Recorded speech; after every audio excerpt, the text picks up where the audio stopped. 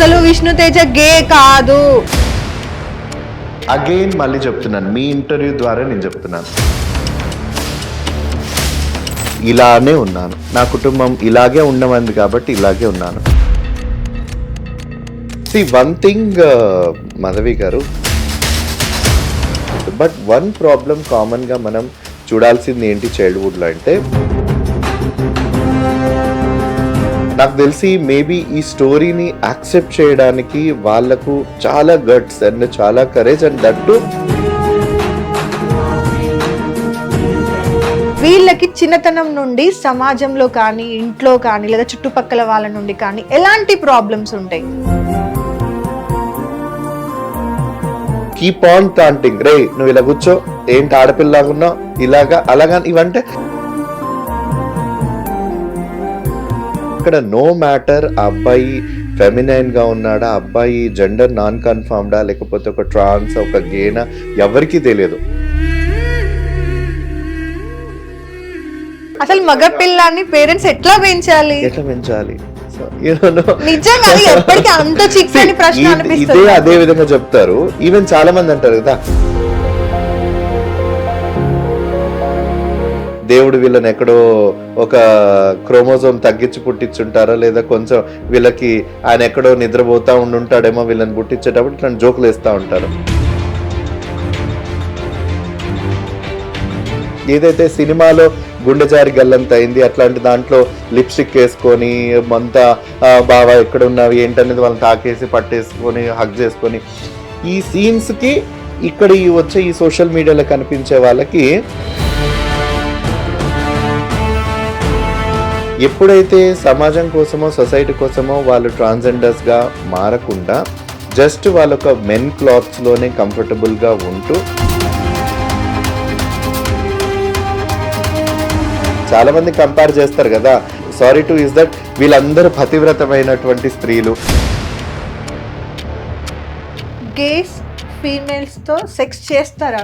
No, అస్సలు చేయరు. C గే మగవాళ్ళు కూడా ఆడవాళ్ళతో సెక్స్ చేస్తున్నారు, పిల్లల్ని కూడా కంటున్నారు. బట్ మీకు నేను చెప్తా ఉంటేనే నాకు ఒక కైండ్ ఆఫ్ ఇది అనిపిస్తా ఉంది, అరే ఎంత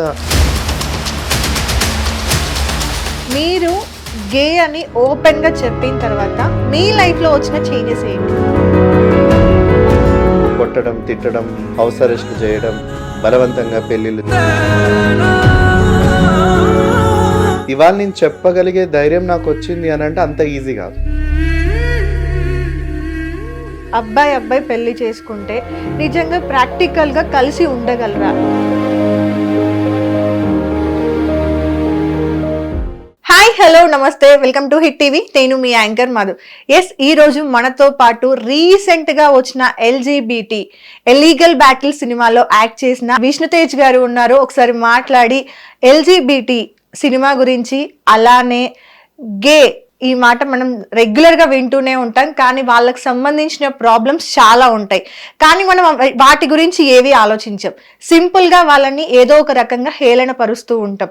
సో వాళ్ళు ఫేస్ చేస్తున్న ప్రాబ్లమ్స్ ఏంటి, వాళ్ళు సొసైటీ నుండి ఏం కోరుకుంటున్నారు, గవర్నమెంట్ నుండి ఎలాంటి హక్కులు కావాలనుకుంటున్నారు, అన్ని విషయాల గురించి ఈరోజు మాట్లాడి తెలుసుకుందాం. నమస్తే అండి. నమస్తే అండి. ఎలా ఉన్నారు? బాగున్నానండి, మీరు ఎలా ఉన్నారు? నేను చాలా బాగున్నాను.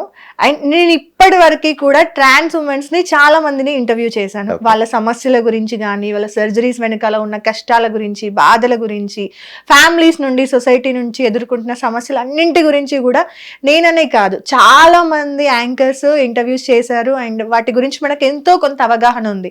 బట్ సమాజంలో ఎంత మార్పు వచ్చింది, ఎంత వాళ్ళు సమస్యల నుండి ఏమంటారు తప్పుకుంటున్నారు అనేది మనము వాటి గురించి మాట్లాడుకొని పక్కన పెడితే, రీసెంట్గా ఎల్జీబీటీ అనే సినిమా ద్వారా చాలా చక్కగా చెప్పారు వాళ్ళకి ఎలాంటి రైట్స్ కావాలి, వాళ్ళ ప్రాబ్లమ్స్ ఏంటి అనేది.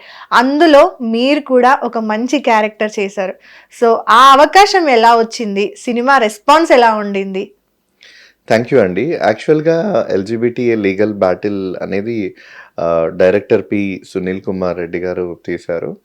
అండ్ మనందరికీ తెలుసు ఆయన చాలా అవార్డ్ విన్నింగ్ డైరెక్టర్. అవును. సో ఆయన తీసినటువంటి సినిమాలు కొన్ని గంగపుత్రులు, వలస, ఇటువంటివి, గల్ఫ్, ఇవన్నీ కూడా సామాజిక అంశాల మీద ఆయన తీసుకున్నటువంటి సినిమాలు. అంటే దాదాపు 22 సినిమాలు తీస్తే ఆయనకి అందులో 18 నంది అవార్డ్స్ వచ్చాయి. సూపర్. సో ఇంత తర్వాత ఆయనకి ఒక సొసైటీలో ఒక marginalised sector of the people వాళ్ళ హక్కుల్ని కాదు, కనీసం వాళ్ళ గొంతును కూడా వాళ్ళు వినిపించుకోలేకపోతున్నారు అన్న ఒక ఉద్దేశం మీద డైరెక్టర్ గారు, ఆయన కూడా ఒకప్పుడు జర్నలిస్ట్ కాబట్టి, సో ఆయన రీసెర్చ్ మొదలుపెట్టారు. సో ఆ రీసెర్చ్లో భాగంగా నన్ను కొంతమంది కమ్యూనిటీ వ్యక్తుల్ని కలవడం, సో అక్కడి నుంచి స్టోరీస్ తెలుసుకోవడం. ఫస్ట్ మా రియల్ లైఫ్ స్టోరీస్ ఏంటి, మాకు ఎప్పుడు అనిపించింది, ఎలా అనిపించింది, ఎందుకు అనిపించింది, అండ్ సొసైటీలో మేము ఫేస్ చేసే ఛాలెంజెస్ ఏంటి, ప్రాబ్లమ్స్ ఏంటి.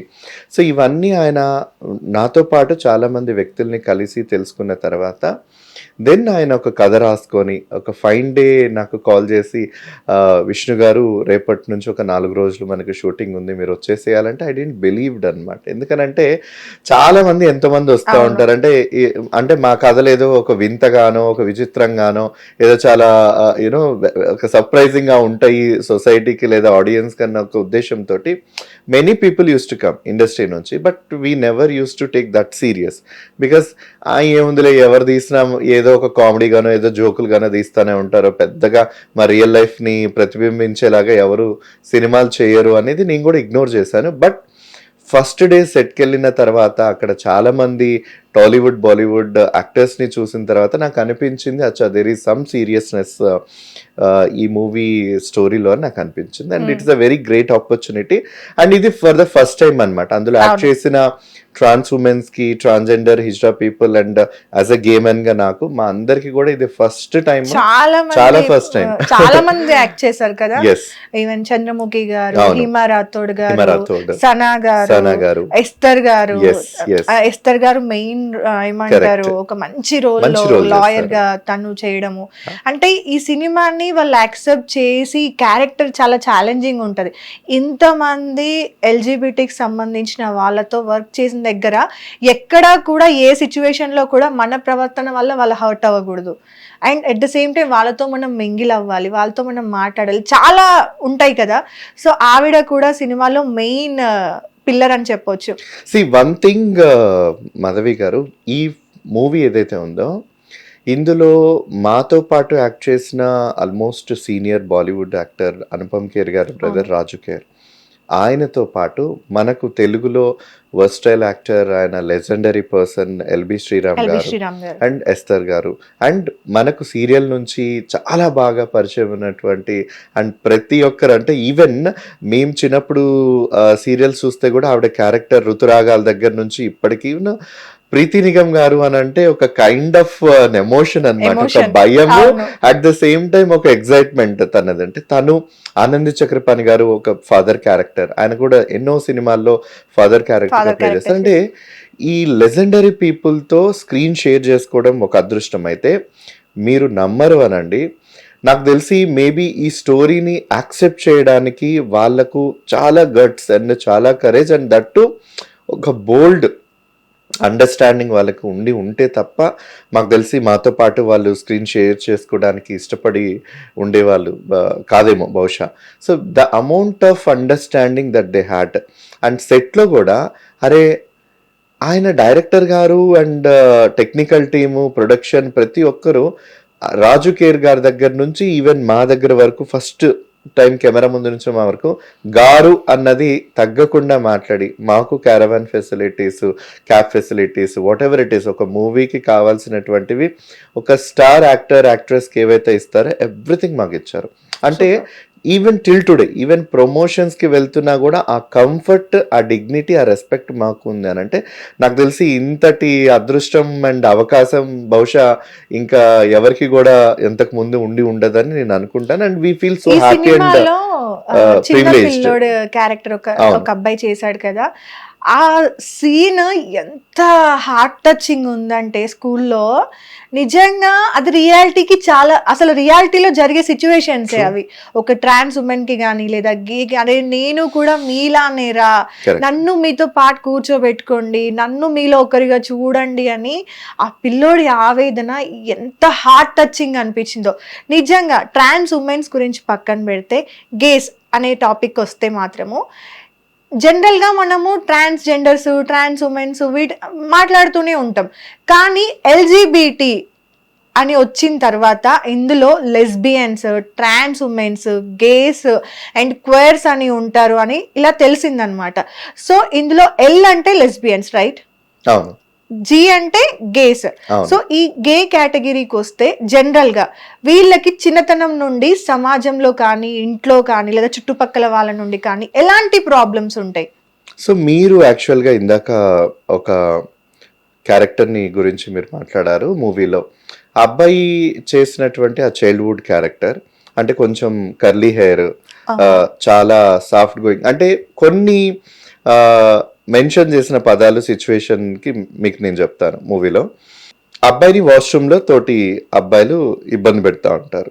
సో వాళ్ళు, అరే నువ్వు అసలు నిజంగా మగపిల్లోడివేనా, నీకు ఏ జెనైటల్ ఉంది, నేను చూద్దాం, నీకు కన్ఫర్మేషన్ చేసుకుందాం, నువ్వు ప్యాంట్ ఇప్పు అని ఒక ముగ్గురు అబ్బాయిలు ఏడిపిస్తూ ఉంటారు. ఎందుకనంటే అబ్బాయి కొంచెం ఫెమినైన్గా ఉండడం, కర్లీ హెయిర్ ఉండడం, కొంచెం లాంగ్ హెయిర్ ఉండడం, చాలా కామ్ గోయింగ్గా ఉండడం, ఈ ఒక వల్నరబుల్ క్యారెక్టర్స్ని చూసి దెన్ అక్కడ మళ్ళీ ఆయన స్కూల్ ప్రిన్సిపాల్ దగ్గరికి పంచాయతీ పెట్టినప్పుడు, సార్ వీళ్ళు ఇబ్బంది పెడుతున్నారు అంటే అక్కడ పేరెంట్స్, టీచర్స్, మళ్ళీ ఈ అబ్బాయి అందరిది ఒక పంచాయతీ నడుస్తుంది ఒక సీన్లో. అక్కడ ఆ ప్రిన్సిపల్తో పాటు ఇంకొక మేల్ టీచరు, అక్కడ అబ్బాయిని బులింగ్ చేసినటువంటి ఆ మేల్ అబ్బాయిలు అందరు కూడా, వాడే ఒక ప్రాబ్లమాటిక్ చైల్డ్ సార్, వాడే మమ్మల్ని ఎక్కడో యూనో ఇన్అప్రోప్రియేట్గా టచ్ చేస్తూ ఉన్నాడు, సో అంత తనదే ప్రాబ్లం, మాదేం లేదు అంటే అక్కడ బుల్లింగ్ చేసి అసలు నీకేముందో చూద్దాం విప్పు ప్యాంట్ అన్నది వీళ్ళు. బట్ మాట వచ్చేసరికి ఈ అబ్బాయిని లేదు లేదు వాడే మమ్మల్ని ఇబ్బంది పెడతా ఉన్నాడు, సో మాదేం తప్పు లేదు, అందుకనే అంటే సీన్ రివర్స్ చేస్తారు. అట్ ద సేమ్ టైం ఆ అబ్బాయిని సపోర్ట్ చేసేందుకు ఫీమేల్ టీచర్, ఒక మేల్ టీచర్ ఏమో లేదు సార్ వీడు ప్రాబ్లమాటిక్ చైల్డ్ అని అంటే, ఫీమేల్ టీచర్ ఏమో లేదండి అసలు ఇప్పటి వరకు అబ్బాయి క్లాస్లో ఎలా ఉంటాడో మాకు తెలుసు, చాలా కామ్ గోయింగ్, తన పనేదో తను చేసుకుంటాడు, చాలా నెమ్మదస్తుడు, సౌమ్యుడు, తను చదువుకుంటాడు, ఎవరిని ఇబ్బంది పెట్టాడు, చాలా కామ్ గోయింగ్ పర్సన్ అని ఒక female teacher. You see the observation of a male teacher and a female teacher of the same child.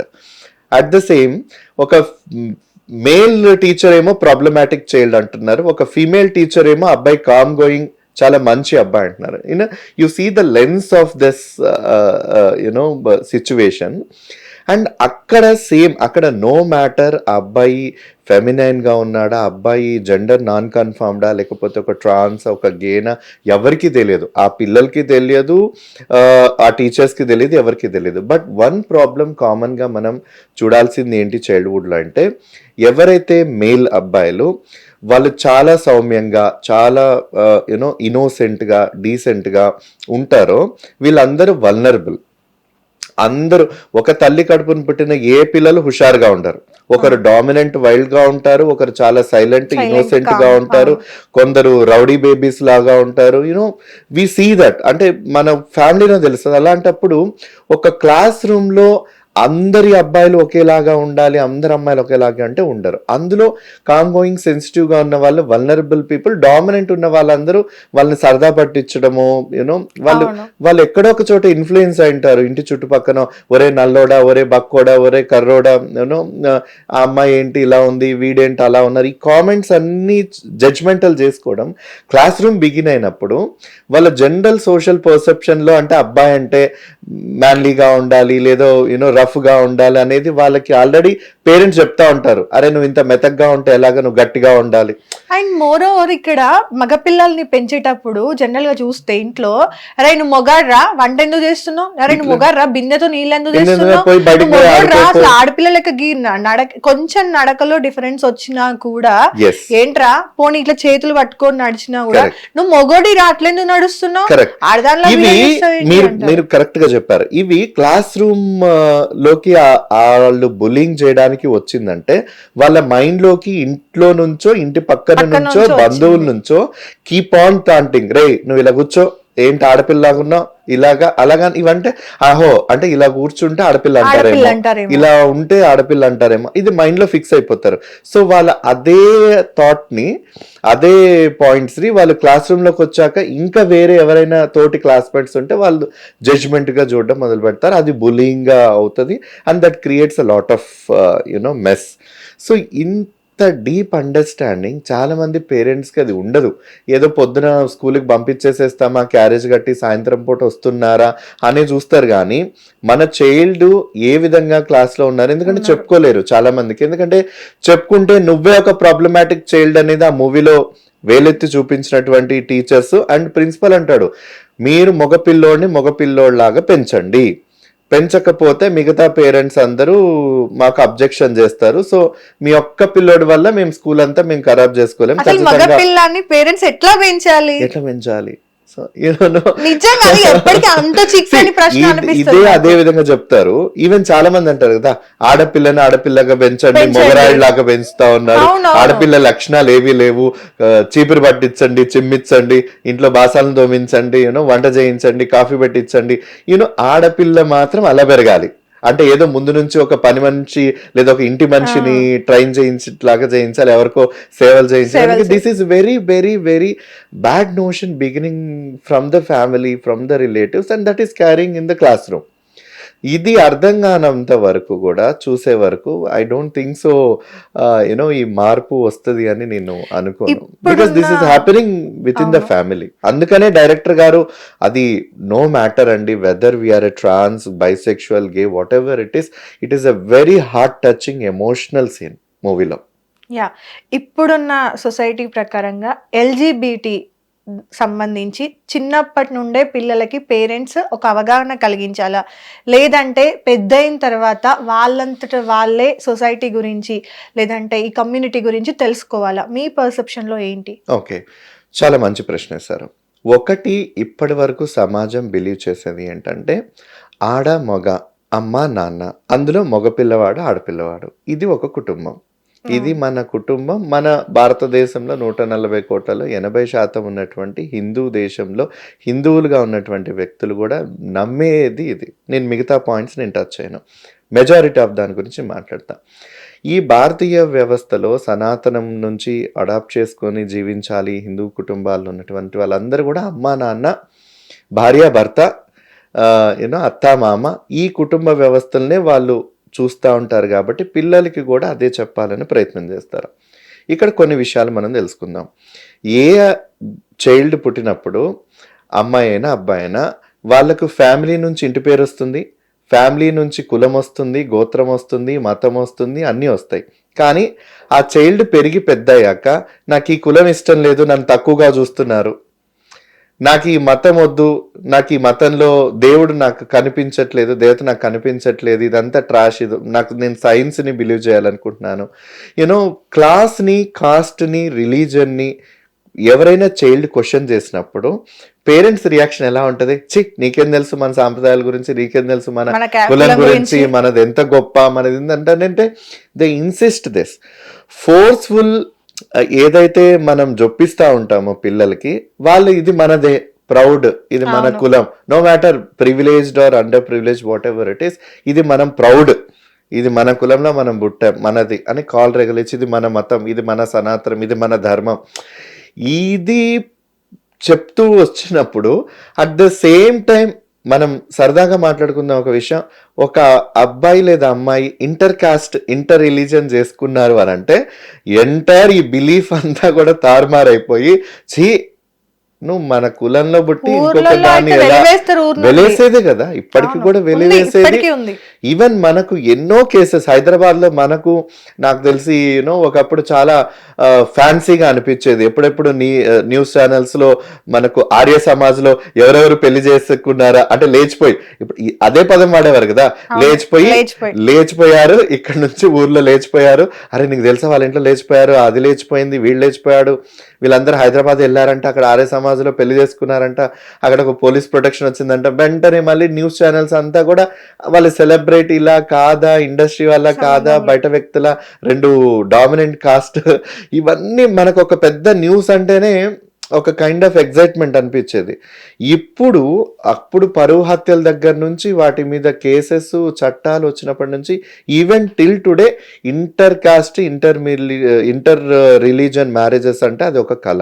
But అప్పుడున్నంత తీవ్రత లేదు, ఇప్పుడు మారుతూ వచ్చింది. ఎవరైతే ఏంట్లే డబ్బుందా, ఆస్తుందా, ఇప్పుడు మనుషులంతా డబ్బుందా, ఆస్తుందా అది కూడా చూడట్లేదు. మా అమ్మాయి అబ్బాయిని చంపకపోతే చాలు, మా అబ్బాయి మా అమ్మాయిని చంపకపోతే చాలు అంటే ఆ లెవెల్ ఆఫ్ సొసైటీ వచ్చింది అని అంటే దీంట్లో ఏం మార్పులు వచ్చాయి, ఎక్కడ మార్పులు వచ్చాయి అనేది చాలా మందికి స్లోగా వస్తున్నాయి. బట్ మేబీ ఇంకొక 10 ఏళ్ళు పడితే గనక మీరు చెప్పినట్టుగా పిల్లల్ని యాక్సెప్ట్ చేయాలా వద్దా, ఒక లెస్బియన్ గాను, ఒక గే గాను, ఒక ట్రాన్స్ మెన్ గాను, ఒక ట్రాన్స్ ఉమెన్ గాను, ఒక నాన్ బైనరీ గాను, వాట్ ఎవర్ మీరు అన్నటువంటి క్వేర్, ఈ ఐడెంటిటీస్లో ఉన్నటువంటి పిల్లల్ని యాజ్ ఇట్ ఈస్గా వాళ్ళని యాక్సెప్ట్ చేసి వాట్ ఎవర్ వాళ్ళకు ఈ సమాజంలో బ్రతకడానికి చెయ్యాలి అని అంటే ఐ డోంట్ థింక్ సో. అది మన అమ్మమ్మ నాన్నలు, మన అమ్మ నాన్నలు, మన తాత ముత్తాతలు ఆ తరాలు అయితే కాదు. కానీ బహుశా ఈ 90 తర్వాత పుట్టిన వాళ్ళు కొంత ఇప్పుడున్నటువంటి జనరేషన్ని అడాప్ట్ చేసుకోవడానికి ప్రయత్నిస్తారు. Because most of them today's working in MNC companies, వాళ్ళకు ఇంటర్నేషనల్ పాలసీస్ ఏంటనే తెలుస్తుంది, వాట్ ఈజ్ ఇంక్లూజివ్ డైవర్సిటీ అంటే తెలుస్తుంది. మనం ఏ వ్యక్తుల్ని నువ్వు నలుపా, నువ్వు తెలుపా, నీది ఈ కులమా, నీది ఆ కులమా, నీది ఈ రిలీజనా, ఆ రిలీజనా, నువ్వు ఏ జెండరు, నువ్వు ఏ వాష్రూమ్కి వెళ్ళాలి, నువ్వు ఆడనా మొగనా, నువ్వు గేనా, నువ్వు లెస్బియనా, ఇవన్నీ తెలియదు. నాకు కావాల్సింది నీ మేధస్సు, నాకు నువ్వు ఒక మనిషివి మాత్రమే, నువ్వు ఎవరైతే నాకేంటి అనే పాలసీస్ మనకు మల్టీనేషనల్ కంపెనీస్లో వచ్చాయి కాబట్టి అక్కడ వరకు వీళ్ళకి తెలుస్తూ ఉంది. బట్ అది మనకు స్కూల్ లెవెల్, కాలేజ్ లెవెల్, ఒక సొసైటీ, ఒక మారుమూల గ్రామం వరకు వెళ్ళాలి అనేది టైం టేకెన్ అవుతుంది. బట్ బేసిక్గా మీరు చెప్పినట్టుగా ఇవన్నీ తెలియాలంటే కామన్గా క్విక్గా నేనేం చెప్తాను అని అంటే, మనకు ఎల్జిబిటిక్యూ పీపుల్ మానసిక రుగ్మతతో ఉన్నటువంటి వ్యక్తులు కాదు. ఎందుకనంటే అమెరికన్ సైకియాట్రిక్ సొసైటీ డిక్లేర్ చేసింది ప్రపంచవ్యాప్తంగా. రెండోది వరల్డ్ హెల్త్ ఆర్గనైజేషన్ వీళ్ళు అసలు ఏ డిజార్డర్ లేదు, వీళ్ళకి ఏ జెనెటిక్ డిజార్డరో, ఒక మెంటల్ డిజార్డరో, లేదా వీళ్ళకి ఏమైనా హార్మోనల్ లోపమో, లేకపోతే వీళ్ళు ఏదన్నా కొంచెం ఏదో ఎక్కడో దేవుడు వీళ్ళని ఎక్కడో ఒక క్రోమోజోమ్ తగ్గించి పుట్టించుంటారో, లేదా కొంచెం వీళ్ళకి ఆయన ఎక్కడో నిద్రపోతా ఉండుంటాడేమో వీళ్ళని పుట్టించేటప్పుడు ఇట్లా జోకులు వేస్తూ ఉంటారు. అలాంటివో ఇవి ఏమి కాదు. సైన్స్ పరంగా వాళ్ళందరూ న్యాచురలే, వాళ్ళందరూ అక్సెప్టబుల్ ఐడెంటిటీస్ అనేది డిక్లేర్ చేసింది. ఇవి 2 ప్రపంచం కొన్ని దశాబ్దాల కింద డిక్లేర్ చేసిన తర్వాత మన భారతదేశంలో 2014 సుప్రీంకోర్టు ఇచ్చినటువంటి నాల్సా జడ్జ్మెంట్ ఏదైతే ట్రాన్స్జెండర్స్ వ్యక్తులకు అనుకూలంగా తీర్పిచ్చి yes they are acceptable as a gender along with man and women. అదే విధంగా 2018 హోమోసెక్షువల్ పీపుల్ ఎవరైతే లెస్బియన్స్, గేస్ ఉంటారో వీళ్ళు కూడా యాక్సెప్టబుల్ పీపుల్. వీళ్ళ మీద ఉన్నటువంటి 377 అనే చట్టం ఏదైతే ఉందో అది మన దేశంలో అది ఉండకూడదు. బికాస్ వీళ్ళు న్యాచురల్. దాదాపు ఒక 10 సంవత్సరాలు విన్నారు, మీరు కులం నుంచి వస్తారా, మతం నుంచి వస్తారా, మీ అబ్జెక్షన్స్ ఏంటో చెప్పండి, వీళ్ళు ఎందుకు సామాన్య మనుషుల్లాగా బ్రతకూడదో చెప్పండారా. అవన్నీ విన్న తర్వాత మీదంతా నాన్ సెన్స్, వాళ్ళ ప్రకృతిలో భాగం, వాళ్ళందరికీ ప్రతి లీగల్ హక్కు ఉంది, మీకు ఎలా ఉందో వాళ్ళకి అదే ఉందనేది మాకు కూడా లీగల్ రైట్స్ 2018లో వచ్చాయి. సో మేము ప్రకృతిలో నైతికమైనప్పుడు, ప్రకృతిలో మేము పాత్ర అయినప్పుడు, మన దేశంలో మేము లీగల్ అయినప్పుడు, దెన్ ప్రాబ్లం అంతా ఇప్పుడు వచ్చిందంతా సొసైటీ. సో ఈ సొసైటీలో మార్పు రావడానికి అంత తొందరగా మార్పు రాదు. ఎందుకనంటే ఒక స్త్రీ పురుషుల సమానత్వం కోసమే ఇంకా ఇప్పుడు పార్లమెంటుల్లో, చట్టసభల్లో బల్లలు గుద్దుకుంటూ ఉన్నాం, జుట్లు బీకి కొట్టుకుంటా ఉన్నాం. అలాంటిది ఈ సమానత్వం అర్థం చేసుకోవడానికి ఇంకా అంత మెచ్యూరిటీ మన సమాజం ఎదగలేదు, మరీ ముఖ్యంగా తెలుగు సమాజం ఎదగలేదని నేను పూర్తిగా భావిస్తున్నా. So it takes a time. Yes, ఒక్క క్వశ్చన్ లోనే నాకు 10 క్వశ్చన్లకు ఆన్సర్ ఇచ్చేసారు. సో ఇప్పుడు నేను కన్ఫ్యూజ్ అయిపోయాను, మళ్ళీ ఎక్కడికి వెళ్ళి అడగాలి అని చెప్పేసి. ఓకే, సో నార్మల్ గా మనకి ట్రాన్స్ ఉమెన్స్ అంటే వాళ్ళ రెగ్యులర్ లైఫ్ లో వాళ్ళు వచ్చే చేంజెస్ గురించి మనం గుర్తుపడుతూ ఉంటాం, వీళ్ళు ఇలా డిఫరెంట్ గా ఉన్నారు అని చెప్పి, ఇలా ఫీలింగ్స్ డిఫరెంట్ గా ఉన్నాయని. కానీ గేస్ విషయానికి అండ్ క్వేర్స్ విషయానికి వస్తే పేరెంట్స్ కానీ, లేదా ఫ్రెండ్స్ కానీ, లేదా చుట్టుపక్కల వాళ్ళు కానీ, లేదా వాళ్ళకు వాళ్ళే ఎలా గుర్తించుకుంటారు, అంటే ఏ ఏజ్ లో గుర్తించుకుంటారు, వీళ్ళలో వచ్చే డిఫరెన్సెస్ అంటూ సపరేట్ గా ఏమైనా ఉంటాయా?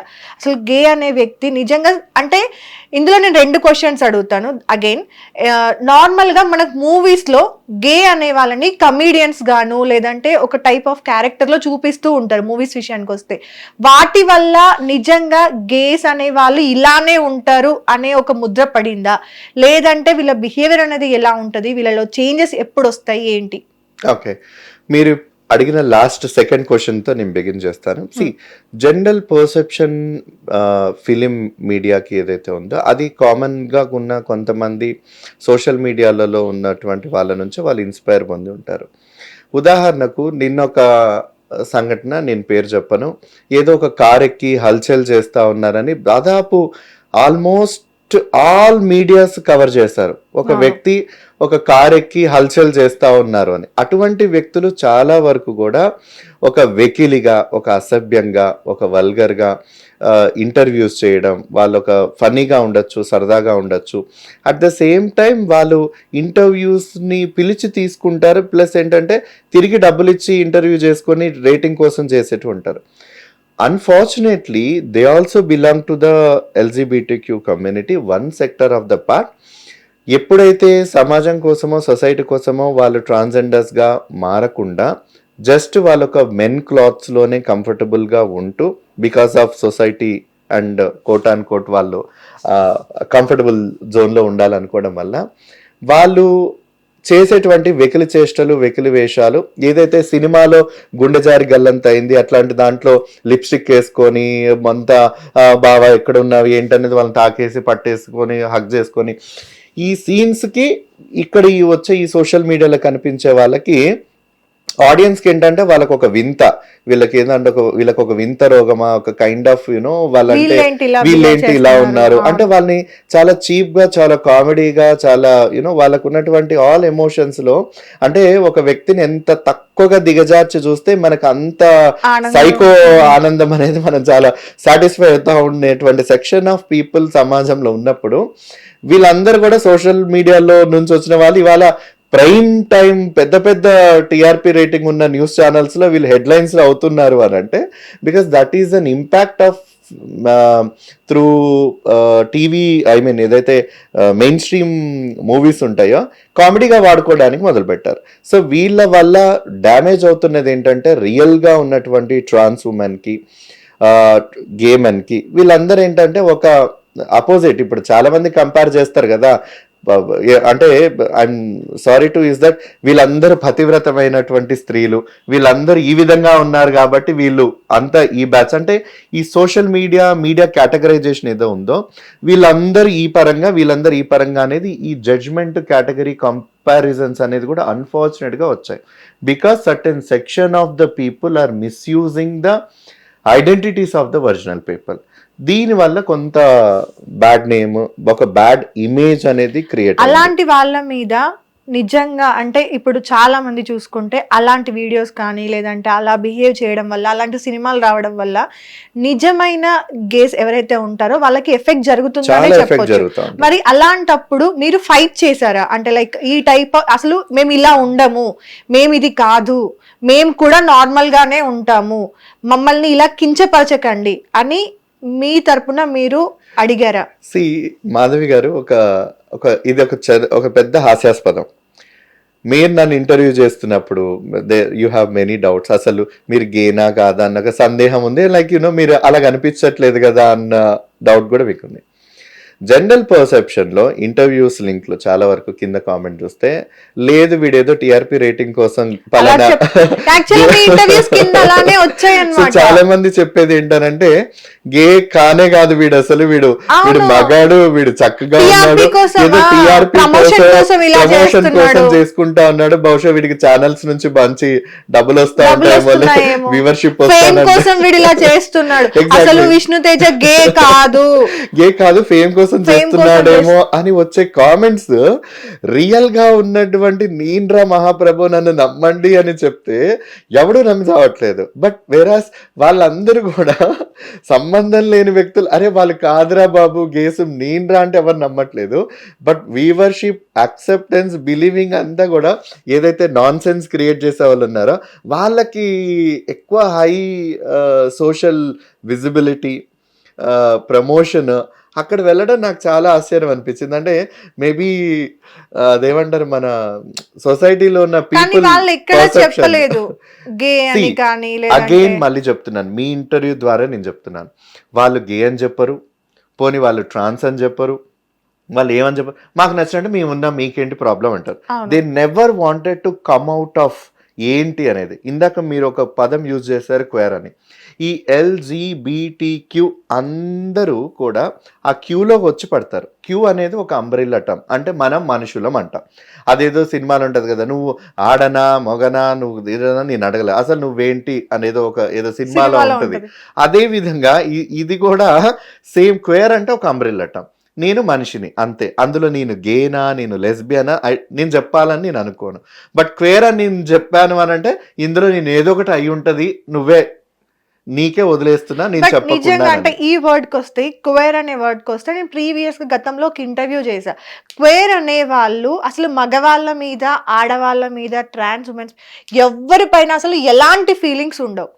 ఎలాంటి ఫీలింగ్స్ లేని వాళ్ళే క్వేర్స్ అన్నారు. నిజంగా ఒక మనిషికి ఎలాంటి ఫీలింగ్స్ లేకుండా ఉంటారు అంటే అది రాంగ్ డెఫినేషన్. క్వేర్ అనేది ఒక రియల్ డెఫినేషన్ ఏంటంటే హ్యూమన్స్ అనేది ఒక అంబ్రిల్లా టర్మ్. ఆ హ్యూమన్స్ లో అందరూ వస్తారు కదా, మేలా, ఫీమేలా, ట్రాన్సా, గేనా, ఎవరైనా వస్తారు. ఎస్పెషల్ గా క్వేర్ అన్న పదంలో వాళ్ళు లెస్బియనా, గేసా, బైసెక్షువల్సా, లేకపోతే అసెక్షువల్సా, లేకపోతే ఇంకా జెండర్ యాక్సెప్ట్ చేసుకొని, అసెక్షువల్స్ అంటే మీరు ఏదైతే ఇందాక చెప్పారో ఎవరి పట్ల ఎటువంటి లైంగిక ఆకర్షణ కలగనటువంటి వ్యక్తులు వాళ్ళు అసెక్షువల్స్. సో ఈ కేటగిరీ ఆఫ్ అన్ని ఆల్ఫాబెట్స్ ఉన్నాయి కదా, LGBT, ఇవందరూ కూడా ఆ అంబ్రెల్లా టర్మ్ క్వేర్లో వస్తారు. అంటే నేను ప్రత్యేకంగా ఇది అని సిచ్యువేషన్లో నేను చెప్పుకోవాలని కూడా నేను అనుకోవట్లేదు. బట్ నేను అందులో ఒక భాగం, కానీ అది ఏంటి అనేది నేను ఇప్పుడు నేను డిక్లరేషన్ ఇవ్వదలుచుకోవట్లేదు అనేది ఒక క్వేర్. నేను మనిషినండి అంతే, నేను మనిషిని, నేను ఏ మనిషినో మీకెందుకు, బట్ నేను మనిషిని. అదే విధంగా ఈ డెఫినేషన్ వస్తుంది. సో ఈ నాన్ సెన్స్ క్రియేట్ చేసే వాళ్ళందరూ కూడా వాళ్ళు ఏంటి అనేది చెప్పరు, ఎందుకంటే ఏంటి అనేది చెప్తే ప్రాబ్లం అయిపోతుంది. బట్ అదే వ్యక్తులు వాళ్ళ రియల్ లైఫ్ ఏంటనేది నాకు తెలుసు. అలాగని మీరు ఎలాగో డిక్లేర్ చేసుకోవట్లేదు కదా, మీ నిజస్వరూపం ఇది అని నేను ఒక ఛానల్లో కూర్చొని నేను చెప్పలేను. ఎందుకు అనంటే ఏదైతే కాన్స్టిట్యూషనల్ రైట్స్లో భాగంగా రైట్ టు ప్రైవసీని, right to freedom, right to live అన్న దానికి మేము ఏదైతే కట్టుబడి ఉంటామో వాళ్ళెవరో వాళ్ళు సొంతంగా వాళ్ళు చెప్పుకోనంత వరకు మీరు పలానా ఇది అని చెప్పే హక్కు మాకు లేదు. బట్ మీరు చెప్పింది కరెక్ట్. బట్ మేము ఎందుకు ఇంత డ్యామేజ్ చేస్తున్నాం మన కమ్యూనిటీకి, వాళ్ళు మన వల్ల ఇందులో ఉన్న కొన్ని ఐడెంటిటీస్ అన్నీ కూడా ఇబ్బంది పడుతున్నాయి కదా అన్న ఒక విచక్షణకి వాళ్ళు రాగలిగితే గనక అంతకన్నా సంతోషం ఏమీ లేదు. బట్ స్టిల్ ఎవరైనా చెప్పాలనే ప్రయత్నం చేస్తే, ఇప్పుడు ఏంటంటే ఈ రోజుల్లో నువ్వెవరు మాకు చెప్పడానికి, మాకు నచ్చినట్టుగా మేము ఉంటాం, నీకు నచ్చినట్టుగా నువ్వు ఉంటున్నప్పుడు మాకు నచ్చినట్టుగా నేను ఉంటాం. But definitely there will be some day will come, ఎక్కడైతే ఒక మెచ్యూర్డ్గా విష్ణుతేజ వాళ్ళ ప్రైవసీని దృష్టిలో పెట్టుకొని డిస్క్లోజ్ చేయకుండా రెస్పెక్ట్ చేస్తున్నానో, అదే వాళ్ళు ఎప్పుడైతే దాన్ని వయోలేట్ చేస్తారో ఖచ్చితంగా వాళ్ళు మా వాళ్ళైనా బయట వాళ్ళైనా నేను చట్టాన్ని ఆశ్రయిస్తా.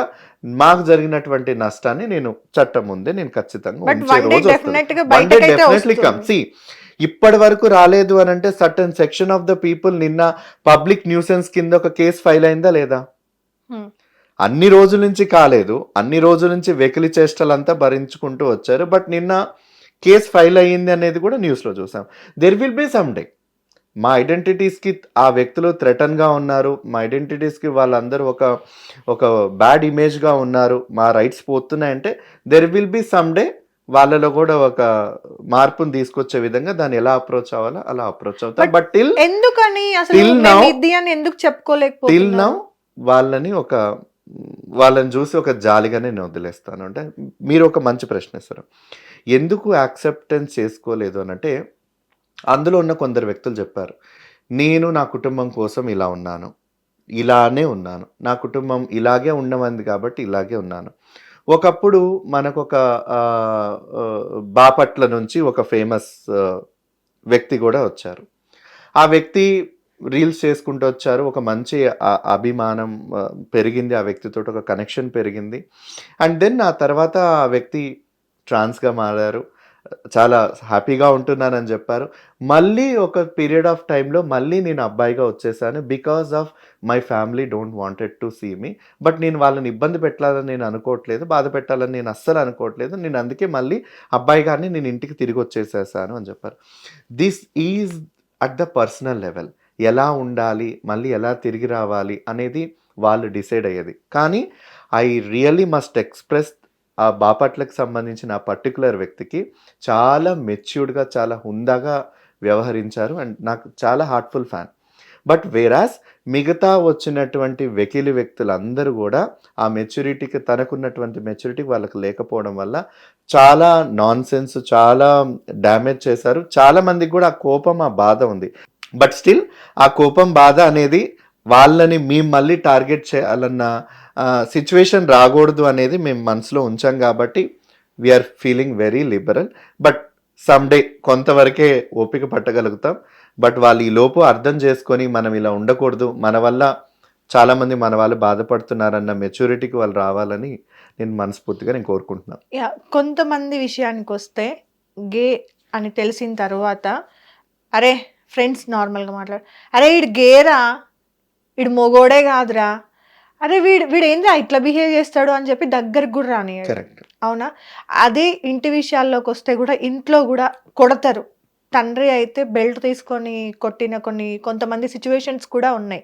సో మీ విషయానికి వస్తే ఇలా చులకనగా మాట్లాడడం, వేలెత్తి చూపించడం, ఇలాంటివి ఎప్పుడైనా మీరు పర్సనల్గా ఎక్స్పీరియన్స్ చేశారా? యా, చేశాను. Because there is one difference. మీరు ఇందాక అడిగిన క్వశ్చన్ నేను ఇప్పుడు ఆన్సర్ చేస్తున్నాను.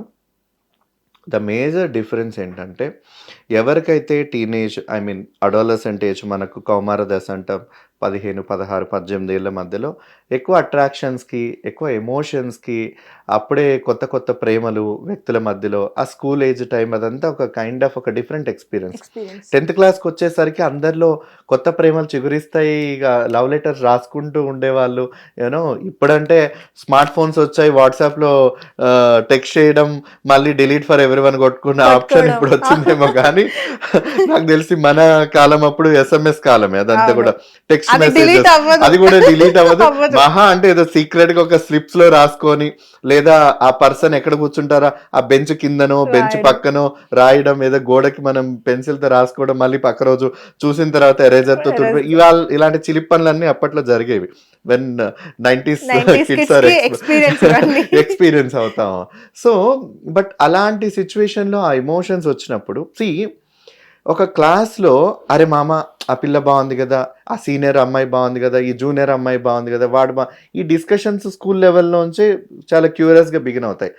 ఆ టైంలో నేను రెస్పాండ్ అవ్వకుండా బుక్కులు చూసుకుంటా, నా డిప్ప మీద ఒకటేసి అబ్బా వీడికి ఎప్పుడు బుక్కు లేరా, వీడికి అసలు మొద్దుగున్నాడు, వీడికి అసలు మజానే తెలియదు, అసలు వీడికి ఎంజాయ్మెంటే తెలియదు, వీడికి అసలు ఒక ఆట రాడు, ఒక క్రికెట్కి రాడు, ఒక బాస్కెట్ బాల్కి రాడు, యూనో అసలు వీడు ఏ స్పోర్ట్స్ ప్లే చేయడు, వీడికి బుక్కులు ఉంటే చాలు, లేదా వీడు ఎప్పుడు బొమ్మలు వేసుకుంటాడో, లేదా ఐ మీన్ స్కూల్లో ఉన్నప్పుడు మంచి ఏదైనా వాడికి డ్రామా వేయాలనిపిస్తుందో, లేకపోతే క్లాసికల్ డ్యాన్స్ వేయాలనిపిస్తుందో, పాటలు, ఇట్లాంటి ఆర్ట్ ఫామ్లో ఉండే వాళ్ళందరికీ చాలా ఎక్కువ డిస్క్రిమినేషన్. అంటే మగవాళ్ళు అంటే క్రికెట్ ఆడాలి, మగవాళ్ళు అంటే రఫ్ అండ్ టఫ్ ఉండాలి, మగవాళ్ళు అంటే నలుగురితో గొడవ పెట్టుకోవాలి, ఇట్లయితేనే నువ్వు మగపిల్లడు, కాదు అన్నానంటే నువ్వు తేడానే.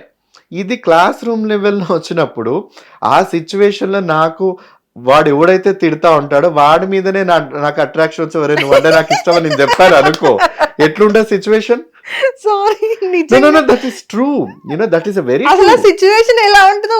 ఊహించుకుంటేనే అదే క్లాస్ లో మీరు ఒక క్లాస్మేట్ అమ్మాయి అనుకోండి, అయిపోయి నాకు ఏం అర్థం కాదు. ఫస్ట్ ఆ సిచ్యువేషన్ ని నా మనసుకు ముందే తెలిసిపోతుంది కాబట్టి నేను చెప్పే ధైర్యం చేస్తానా, అవును. కావాలని నేనే క్లాస్ లో ట్రోల్ అవ్వాలని నాకేమైనా కోరిక ఉంటుందా? మనకు మనమే ఎందుకు ట్రోల్ చేసుకుంటాం?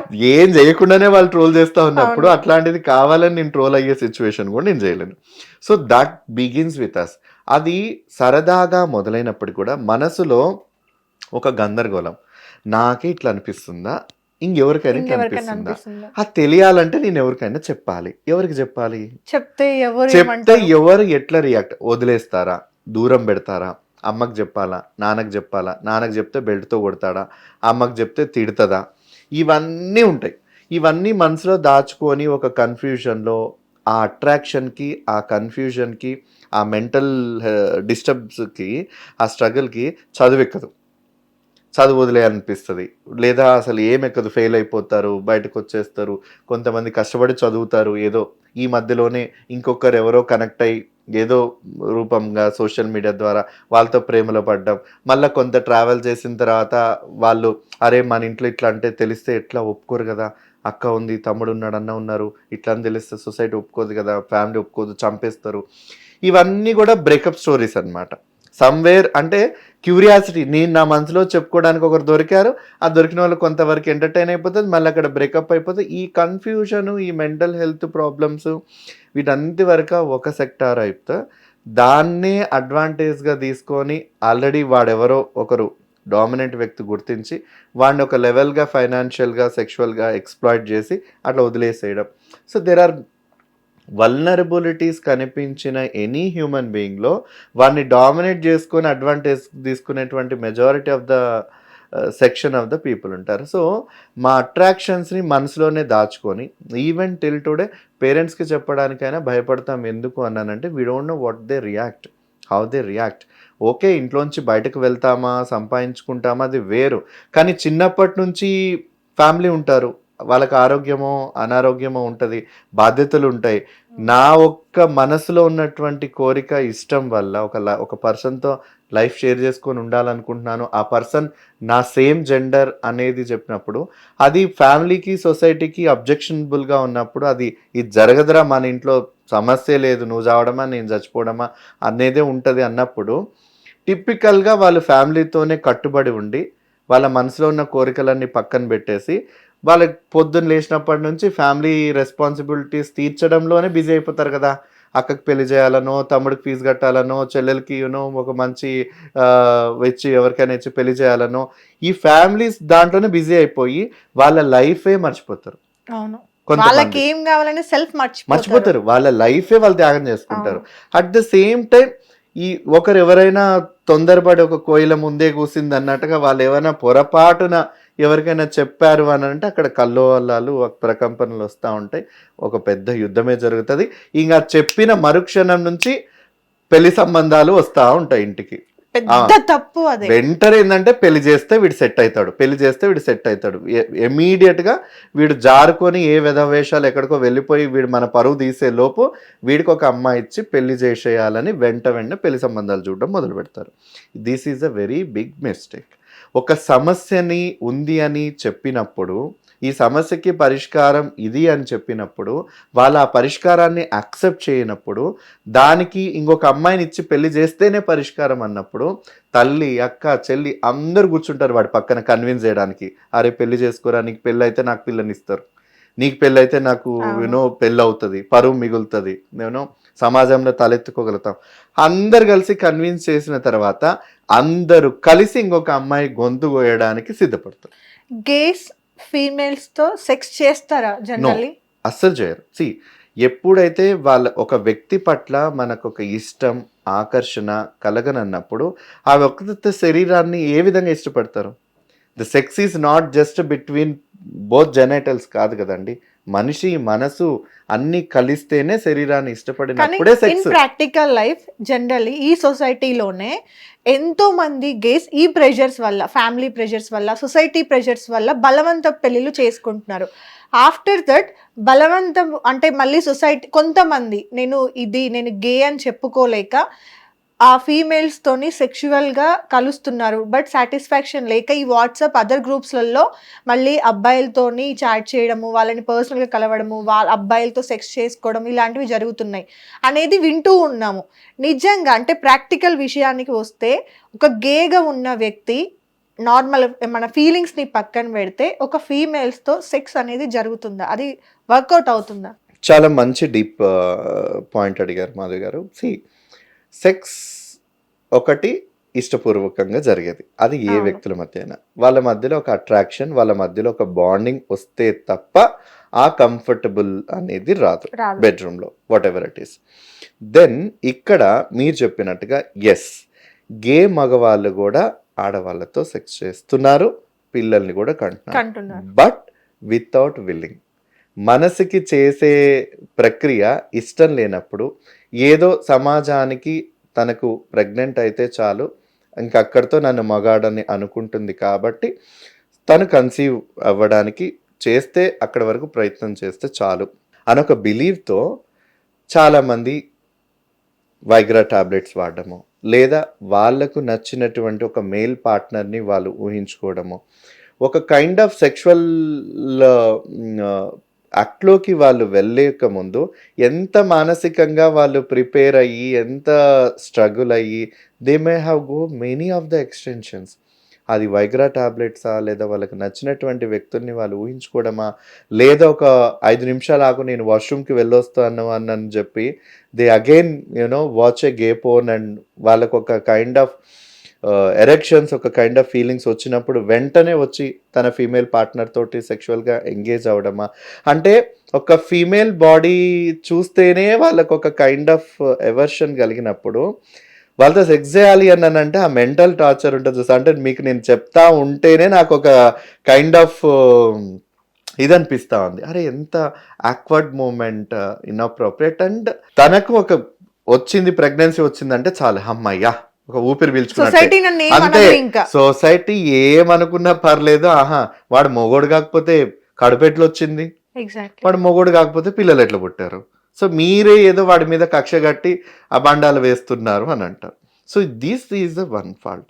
బట్ ప్రాబ్లం ఎక్కడ మొదలవుతుంది మీరు అన్నట్టుగా అంటే, సెక్స్ చేశాము, పిల్లలు ఏదో అన్నారు, నానా ప్రయత్నాలు పడి అక్కడ ఏదో అయిపోయింది.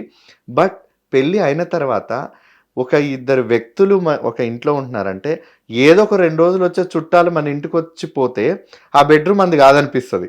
కనీసం 5 నిమిషాలు పోయి ఆ బాత్రూమ్ కూడా నా బాత్రూమ్కి నేను వచ్చినట్టు కాదనిపిస్తుంది.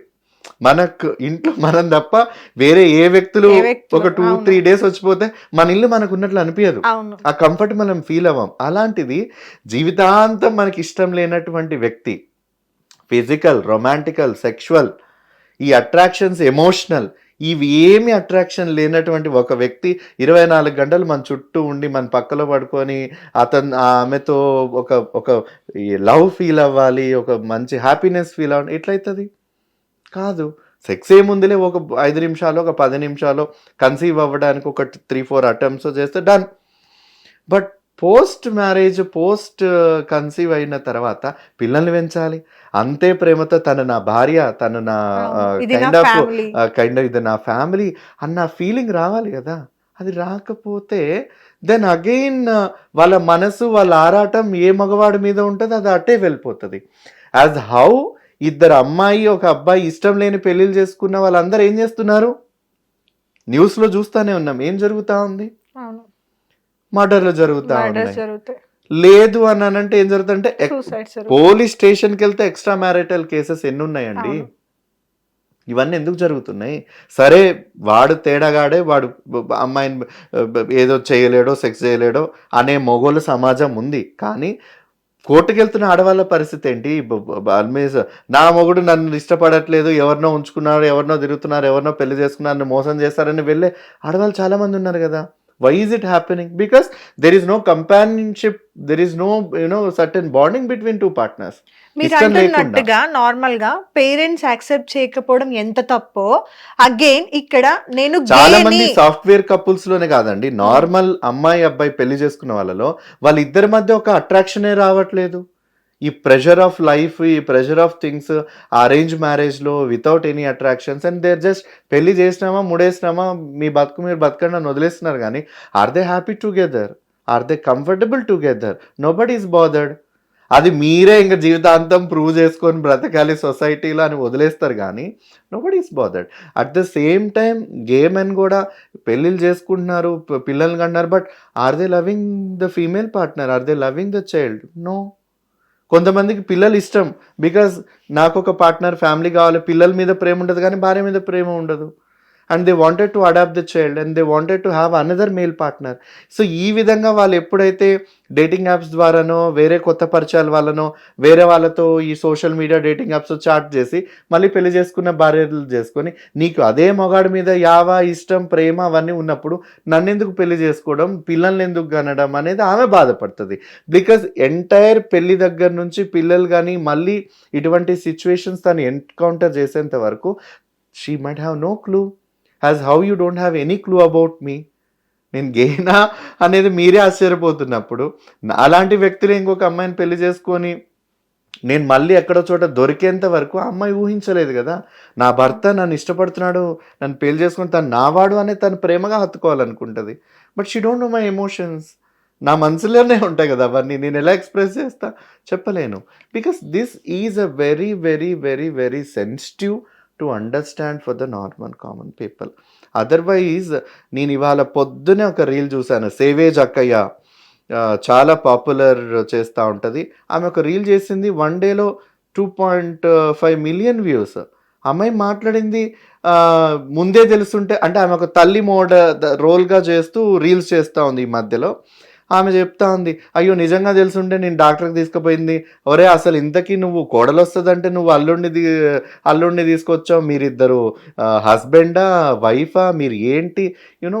ఇవంతా కూడా కైండ్ ఆఫ్ సొసైటీలో ఉన్న స్టిగ్మాని ఆమె ఒక రీల్ చేసి తీసుకొని వచ్చింది. Because I have a huge respect savage అక్కయ్య ప్రొఫైల్ ఇన్స్టాగ్రామ్లో.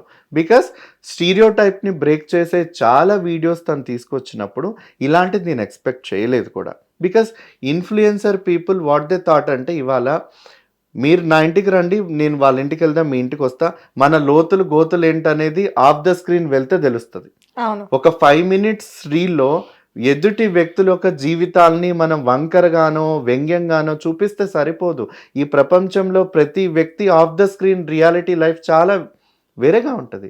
But how you are so judgemental about other people? చాలా మంది దేర్ ఆర్ మెనీ అండి, నాట్ ఈవెన్ బయటకు వచ్చి ఈ కమ్యూనిటీస్ నార్మల్ గా ఎల్జిబిటి కమ్యూనిటీకి ఇప్పుడు సంబంధించి కరణ్ జోహార్ దగ్గర పవర్ ఉంది, డబ్బు ఉంది, టాలెంట్ ఉంది, ఇండస్ట్రీ బాలీవుడ్ అంతా తన కిందనే ఉంది.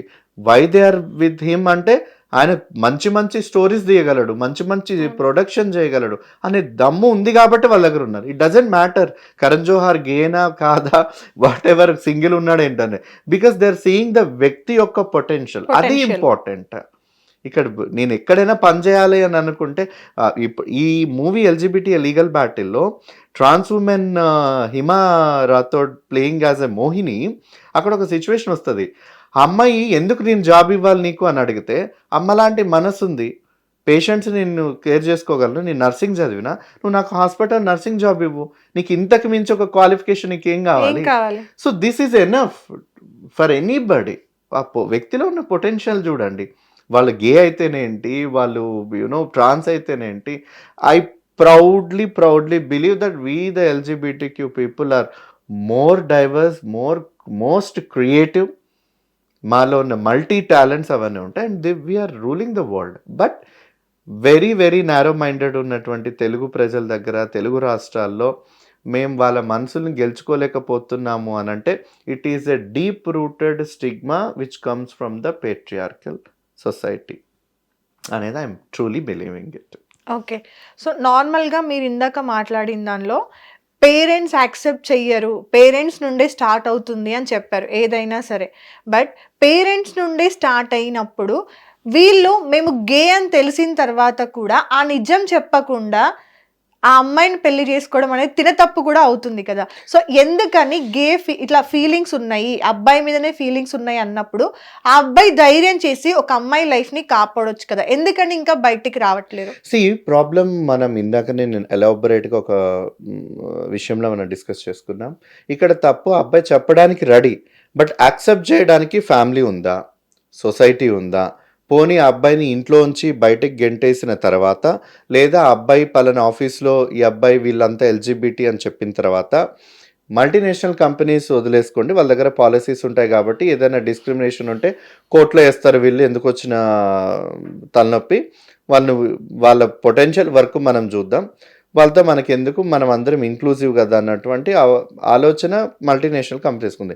వెరాజ్ రోజు పని చేసుకునే వ్యక్తులు, చిన్న చిన్న ఆఫీసులో చేసుకునేటువంటి వ్యక్తులు, స్కూళ్ళలోనో కాలేజీలోనో లెక్చరర్స్ గానో, ప్రొఫెసర్ గానో, అడ్వకేట్లు గానో, ఫిలిం ఇండస్ట్రీ గానో, డే టు డే యాంకర్లు గానో, న్యూస్ రిపోర్ట్లు గానో, ఈ డే టు డే లైఫ్ ప్రజల్లో తిరిగి పనిచేసుకునేటువంటి వ్యక్తుల్లో వీళ్ళు ఎల్జీబీటీక్యూ అని తెలిసిన తర్వాత వాళ్ళని వదిలేస్తారు, దగ్గరకు రానియరు, అవమానంగా మాట్లాడుకుంటారు, చులకనగా చూస్తారు. ఆ ప్లేస్లో ఒక్క క్షణం ఉండబుద్ధి కాదు, పనిచేయ బుద్ధి కాదు. తెలియక ముందు ఒకలాగా ఉన్నప్పుడు, తెలిసిన తర్వాత ఒకలాగా ట్రీట్ చేస్తున్నప్పుడు ఎవరికి ఆ ప్లేస్లో పనిచేయాలనిపిస్తుంది, ఎవరికి మనస్ఫూర్తిగా ఉండాలనిపిస్తుంది? బికాస్ మనస్ఫూర్తిగా నిన్నటి వరకు ఉన్నటువంటి వ్యక్తులు మనతో పాటు ఆ తర్వాత నుంచి తెలిసిన తర్వాత ఉండట్లేదు అని అంటే మన మనసు ఎంత బాధపడతా ఉంటుంది. అదేవిధంగా ఫ్యామిలీ వద్దనుకొని కాదనుకొని బయటకు గెంటేసిన తర్వాత సొసైటీ ఎందుకు యాక్సెప్ట్ చేస్తుందండి? ఫ్యామిలీయే వద్దని అనుకున్నప్పుడు సొసైటీ అంత విశాల హృదయంతో ఉందా మన దేశంలో ఉన్న మన సమాజం? లేదు. Then where they have to end up? ఎక్కడ ఉండాలి? వాళ్ళకి ఎమోషన్స్ ఉండవా ఇంతకాలం? బట్ వీటన్నింటికంటే కూడా అమ్మాయి లైఫ్ వెరీ ఇంపార్టెంట్. నేనేమంటున్నానంటే అమ్మాయి life very very very very important. At the same time అదే ఒక లెస్బియన్ అమ్మాయి ఇంకొక అబ్బాయి జీవితంలోకి వెళ్ళినప్పుడు కూడా అదే ఇంపార్టెంట్ కదా, ఇంకొక అబ్బాయి జీవితం కూడా. అలాంటి అబ్బాయిలు ఎంతమంది ఉన్నారు? అదే విషయంలో చాలా మంది అమ్మాయిలు అబ్బాయిని చంపేస్తా ఉన్నారు, అబ్బాయి లైఫ్ కూడా అదే ఇంపార్టెంట్ కదా. అట్ ద సేమ్ టైం చాలా చాలా చాలా చాలా అబ్బాయిలు కొన్ని వేల మంది అమ్మాయిలని చంపేస్తా ఉన్నారు, రకరకాలుగా హింసిస్తూ ఉన్నారు, డౌరీ హెరాస్మెంట్ కేసెస్ కానీ రకరకాలుగా. అది ఇంపార్టెంట్ కదా. ఇక్కడ what I believe is we should not consider it based on gender. We should base it on the incident and the crime. పోనీ అండి, ఈ అమ్మాయి జీవితం బలవుతుంది, దానికి కారణం కూడా ఒక తల్లులు, ఒక అక్కలు, ఒక చెల్లెళ్ళు, ఒక సమాజంలో వ్యక్తులుగా ఉన్నదని ఎందుకు గుర్తించట్లేదు?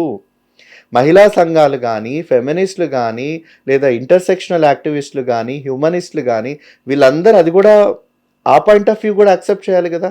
అది యాక్సెప్ట్ చేయకపోయినప్పుడు మార్పు వాళ్ళు కూడా తీసుకురానప్పుడు సెన్సిటైజేషన్ భాగంగా మాకు ఒక యాక్సెప్టెన్స్, మాకు సొసైటీలో యాక్సెప్టెన్స్ వచ్చినప్పుడు లీగల్గా గవర్నమెంట్ దగ్గర నుంచి, స్టేట్ గవర్నమెంట్ దగ్గర నుంచి మాకు ఒక రికగ్నైజేషన్ వచ్చినప్పుడు, మాకు ప్రొటెక్షన్ పాలసీస్ వచ్చినప్పుడు, ఎవరు అవునన్నా కాదనుకున్న ఒక అబ్బాయితో నేను చక్కగా నేను పెళ్లి చేసుకుంటానా, రిసెప్షన్ చేసుకుంటానా, కలిసి ఒక ఇంట్లో ఉంటానా, లీగల్ ప్రొటెక్షన్ నాకు ఉంటుంది కదా.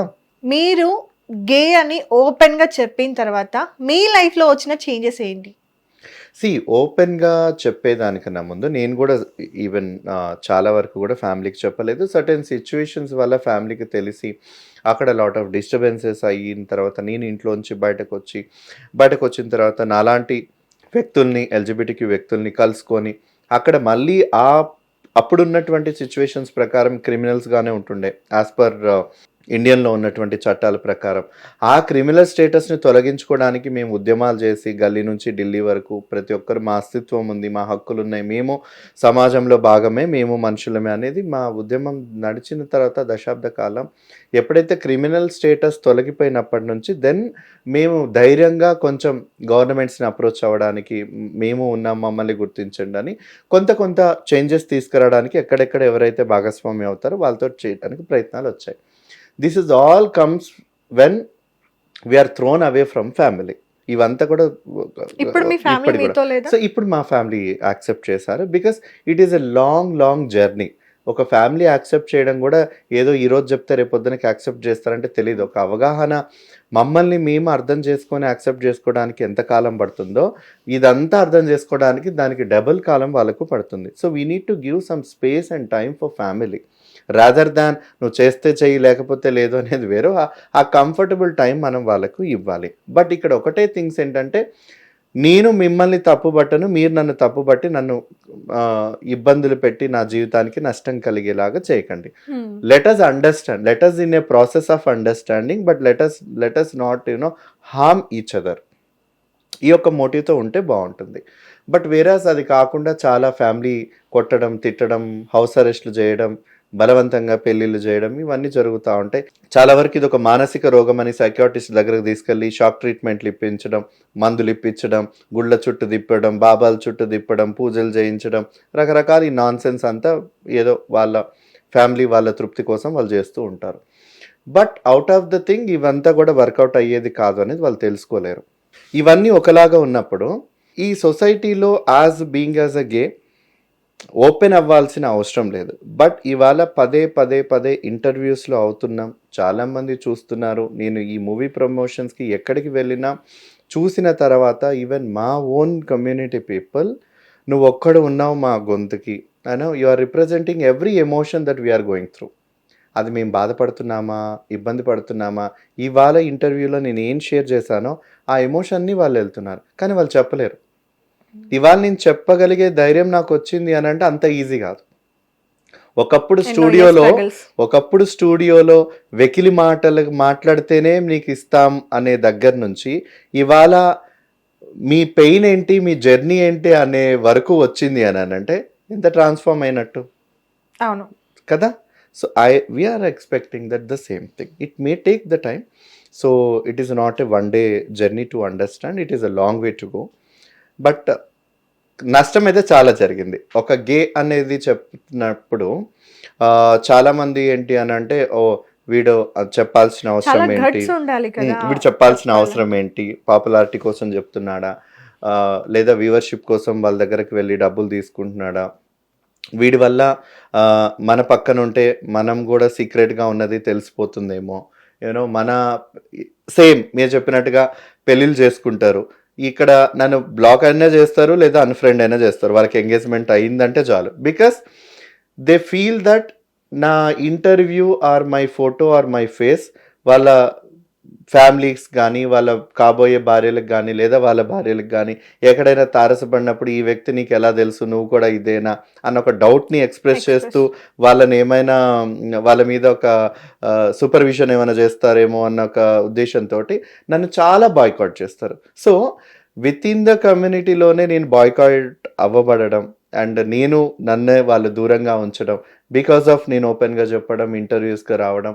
అట్ ద సేమ్ టైం చాలా మెజారిటీ ఆఫ్ ద పీపుల్ నువ్వు ఉన్నావు, నువ్వు మాట్లాడుతున్నావు, మాకు ఒక ధైర్యం వచ్చింది, నువ్వు మా కోసం ఉన్నావు అని ఒక వచ్చిందని చెప్పడం. సో ఈ రెండు వేరియేషన్స్ నేను ఫీల్ అవుతూ ఉంటాను. సో దీనివల్ల లాభాలు కన్నా ఎక్కువ నష్టాలే చాలా ఎక్కువగా ఉన్నాయి. And it is not so easy. But still ఇది నా ఒక్కడి కోసమే కాదు. బికాస్ ఈరోజు నాకు యాక్సెప్ట్ చేసే నాకు మదర్ ఉంది, నాకు ఫ్యామిలీ ఉంది, and I have a very good friends చాలా వరకు. అండ్ ఎక్కడ కూడా నన్ను చూస్తే ఎవరు డిస్క్రిమినేట్గా మాట్లాడరు, నాకు ఏ ఇబ్బందులు లేనప్పుడు. But the only the thing is నాలాంటి కమ్యూనిటీకి ఇబ్బందులు ఉన్నాయి కాబట్టి దాన్ని రిప్రజెంట్ చేస్తున్న దాంట్లో నా జీవితాన్ని చాలా వరకు పోగొట్టుకోవడం అనేది ఒక డ్రాబ్యాక్ తప్ప otherwise I'm happy for that as well.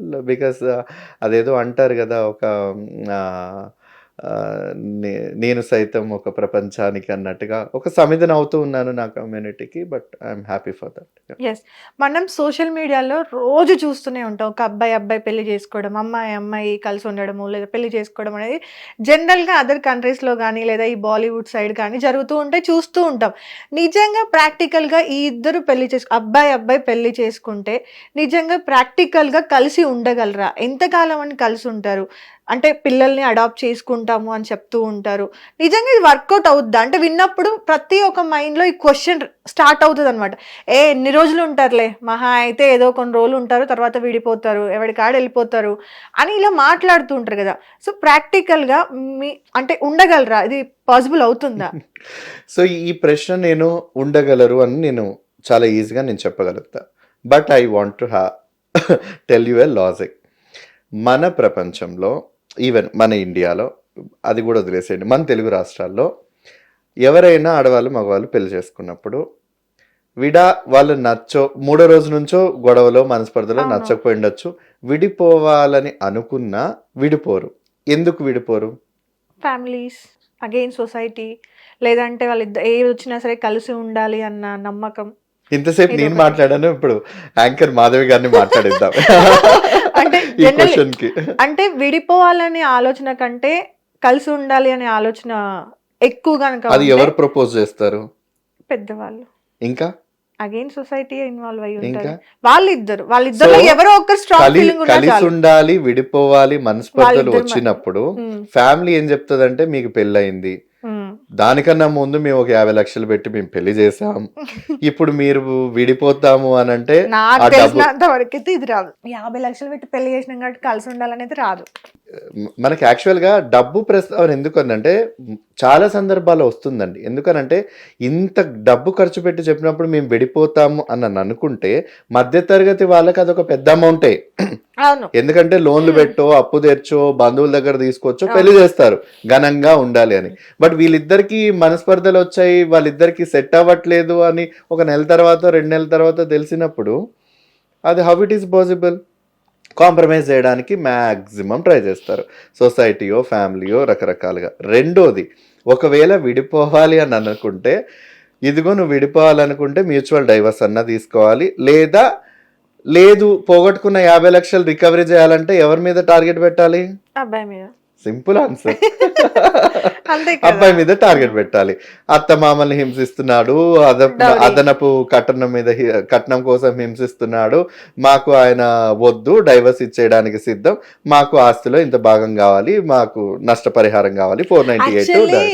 లేదండి, ఈ మధ్య కూడా నేను కొన్ని న్యూస్లో కానీ అక్కడ ఇక్కడ చూసాను, కొంతమంది అమ్మాయిల్లో కూడా డబ్బు సంపాదించడానికి ఇది ఒక ఈజీ వేగా తీసుకున్నారు. That would be different, I'm not judging, but majority of the cases లో ఇష్టం లేనటువంటి కాపురాలు పెళ్లిళ్ళు చేసుకున్న తర్వాత మనం స్టాటిస్టిక్సే ఇంపార్టెంట్. మా గేస్ ఎంతమంది కలుసుకుంటున్నారు లేదు అనేది మేము అసలు గుర్తింపే లేం కదా. గుర్తింపు లేనప్పుడు స్టాటిస్టిక్స్ ఎక్కడి నుంచి వస్తాయి? రావు. But as per the statistics అమ్మాయి అబ్బాయి విడిపోతున్నారు, స్టేషన్కి ఎన్ని వస్తున్నాయి, సఖీ సెంటర్లకి ఎన్ని కౌన్సిలింగ్ కేసెస్ వస్తున్నాయో మనం వెళ్ళి కూర్చుంటే రోజుకి 100 వాళ్ళ బుర్ర పిచ్చకపోతా ఉంటుంది.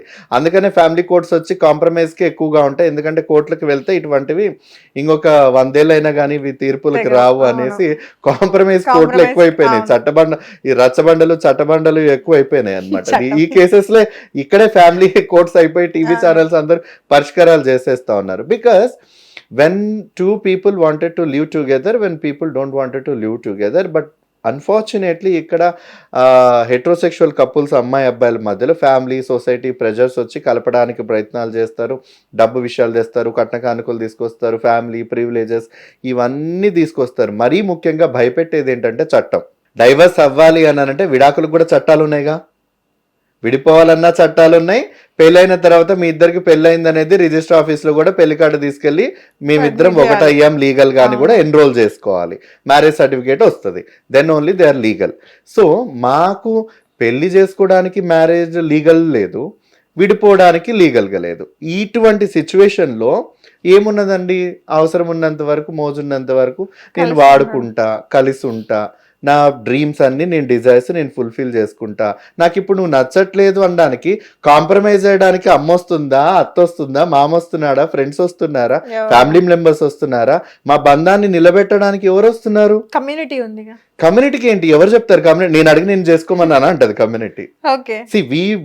మేము నేర్చుకున్నది పెరిగింది ఏంటంటే వాళ్ళిద్దరు ఇష్టమై కలిసి ఉంటున్నారు, ఇద్దరు ఇష్టమై విడిపోతున్నారు, నేనెవరిని మధ్యలోకి వెళ్ళి పంచాయతీ పెట్టడానికి అనేది we have that mind set. ఫోర్స్ఫుల్గా మేము ఎందుకు కలపాలి, మేము వెళ్ళి మీ ఇద్దరు కలిసి ఉండాలి మేము ఎందుకు చెప్పలేదు, ఆ మైండ్ సెట్ మాది. బట్ మేమిద్దరం వెళ్ళి మీరు కలిసి ఉండాలని అనుకున్నప్పుడు మాకు చెప్పలేదు కాబట్టి విడిపోతున్నప్పుడు మాకు చెప్పాల్సిన అవసరం లేదు. That is your independent decision, that is up to you. But మేము బలవంతంగా చేస్తే కలిసి ఉంటారా అనేది we don't believe in that. ఉండి కష్టపడి ఇద్దరు వ్యక్తుల్ని ఎంతవరకు ఉంచగలుగుతాం అనేది మాకు తెలియనటువంటి విషయం. సో ఈ పాయింట్ ఆఫ్ వ్యూలో but I truly tell you, మన తెలుగు వాళ్ళు మిగతా దేశాల్లో ఈవెన్ మన రాష్ట్రాల్లో కలిసి ఉన్నటువంటి వ్యక్తులు ఉన్నారు. బట్ వాళ్ళందరూ ఎవరంటే అబో మిడిల్ క్లాస్ ఉన్నటువంటి వ్యక్తులు.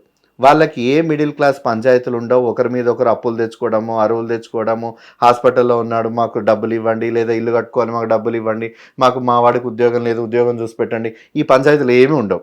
ఫైనాన్షియల్గా సెటిల్ అయి ఉంటారు కాబట్టి వాళ్ళ కొంత ప్రపంచాన్ని, మెచ్యూర్డ్ ప్రపంచాన్ని చూసొచ్చుంటారు కాబట్టి వాళ్ళ ఇంట్లో అల్లుడున్నాడా, కోడలుందా, కుక్కను పెంచుకున్నారా, ఇంకొక బాబుని దత్తత తెచ్చుకున్నారా, డజంట్ మ్యాటర్. అదే ప్రివిలేజ్డ్ కుటుంబాలతో హ్యాపీగా ఉంటారు. ఎందుకంటే వాళ్ళు జడ్జ్ చేయరు, ఎందుకంటే వాళ్ళకు తెలుసు కాబట్టి ఆ స్టేటస్, ఫ్యామిలీ స్టేటస్ వాళ్ళకి తెలుసు. ఎందుకంటే ప్రపంచ దేశాలతోటి వాళ్ళ ఫ్యామిలీ స్టేటస్ని పోల్చుకుంటారు. బట్ మన మిడిల్ క్లాస్ వాళ్ళందరూ ఏం చేస్తారంటే పక్కింటోళ్ళతోనో ఎదురింటోళ్ళతోటో మన కులపోళ్ళతోటో మన వీళ్ళతో పోల్చుకుంటారు కాబట్టి అక్కడే ఉండిపోతాం. సో హ్యాపీగా ఉన్న వాళ్ళు ఉన్నారు, మంచిగా అడాప్ట్ చేసుకొని పిల్లల్ని చూసుకున్న వాళ్ళు ఉన్నారు. మిగతా దేశాలకు వెళ్ళి పెళ్ళిళ్ళు చేసుకొని అడాప్ట్ చేసుకొని ఒక ఫ్యామిలీ, ఒక కుటుంబం, ఒక ఇల్లు, ఒక ఫ్యామిలీ స్కీమ్స్, ఒక పెన్షన్స్, ఒక రాయల్ ఆఫ్ ప్రివిలేజెస్ అన్నీ పొందుతున్న వాళ్ళు ఉన్నారు. సో ఒక సొసైటీలో ఒక పౌరుడికి ఇవన్నీ కల్పించినప్పుడు నిజంగా ఉంటారంటే ఎందుకు ఉంటారు? డేటింగ్ యాప్లో కలిసిన వాళ్ళు ఎందరో. ఇప్పుడు సుప్రీంకోర్టే లాస్ట్ మంత్ ఒక చట్టం ఇచ్చింది, పెళ్లికి ముందు సెక్స్ చేసుకున్న వాళ్ళు, పెళ్లికి ముందు ప్రేమించుకున్న వాళ్ళు, పెళ్లికి ముందు మనం పెళ్లి చేసుకుందాం కాబట్టి ఇప్పుడు సెక్స్ చేసుకుందాం రిలేషన్షిప్లో ఉన్న వాళ్ళు అందరు పెళ్లిళ్ళు చేసుకుంటున్నారా? ఆ ప్రామిసెస్ అన్నీ ఫుల్ఫిల్ అవుతున్నాయా? దిస్ ఈజ్ ఆనరబుల్ సుప్రీంకోర్టు ఇచ్చినటువంటి స్టేట్మెంట్. ఎవరిని ఉద్దేశించి? ఆడమగ మెజారిటీ ఆఫ్ ద పాపులేషన్ ఉద్దేశించి. మీ మైనారిటీస్ మండి, అందులో కనీసం మాకు ఒక విజిబిలిటీయే లేదు. అండ్ ఇప్పుడు ఈ ఆన్సర్ చెప్పాలి అని అంటే చాలా కష్టం. మై లాస్ట్ క్వశ్చన్, జనరల్ నేను రీసెంట్గా చదివాను, రీసెంట్గానే న్యూస్లో కూడా వచ్చింది మనకి, ఇండియన్ ఫర్టిలిటీ రేట్ అనేది ఆల్రెడీ తగ్గుతూ వస్తుంది అని చెప్పేసి. సో ఫ్యూచర్లో ముసలి వాళ్ళు ఎక్కువ అవుతారు, యంగ్స్టర్స్ అనేవాళ్ళు ఆటోమేటిక్గా తగ్గుతూ వస్తూ ఉంటారు, ఫ్యూచర్ జనరేషన్స్ అంతా కూడా ఏజ్ ఎక్కువ అయిన వాళ్ళు ఉంటారు. సో మన ఇండియా ఇంకా డెవలప్ అవ్వాలి అని అంటే కూడా ఫర్టిలిటీ రేట్ అనేది పెంచుకోవాలనేది నేను ఒక న్యూస్ ఛానల్లో చూసాను అనమాట. సో నిజంగా మన ఇండియన్ ఫర్టిలిటీ రేట్ తగ్గుతుందనే విషయం కన్ఫర్మ్ అయింది కాబట్టి ఇలా నేను క్వేర్ని, నేను గేని, లేకపోతే నాకు ఆడవాళ్ళ మీద ఫీలింగ్స్ లేవు, అబ్బాయిల మీద ఫీలింగ్స్ ఉన్నాయి, ఇలా చెప్పుకుంటూ పోతే అంటే 10లో ఇంతమంది నార్మల్గా ఆన్ అండ్ యావరేజ్ తీసుకొని ఒక 5 మెంబర్స్ ఇలా ఉన్నారు.